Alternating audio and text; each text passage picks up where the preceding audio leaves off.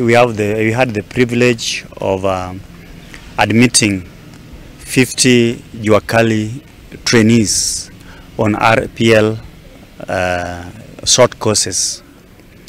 Now, the county government of Siaya and the Siaya Institute of Technology came into an agreement and signed an MOU to sponsor the Juakali artisans on various skill areas. As at now, there are transformation in the Tvet subsector to skill our youths with the desirable 21st century skill areas which will be providing available job market and labor demand. I've developed RPL policy in line with the government RPL policy which was just signed a few months ago to equip our Juakali youngsters with certification of competency in areas which they have been practicing without certification from a recognized institution like Siaya Institute of Technology. The government has sponsored the tuition fee for this group of artisans. Na hii makubaliano kati ya Juakali Siaya na Siaya Institute kuhusu mafunzo ya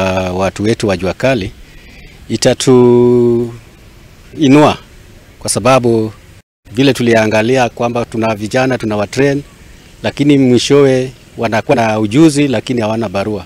Lakini katika ulimwengu wa sasa kuniambia wewe unajua kazi na nikikuuliza certification huna, basi itakuwa na tashwishi. A lot of opportunities, the job opportunities that are out there, it has been a challenge to us because we don't have certificates.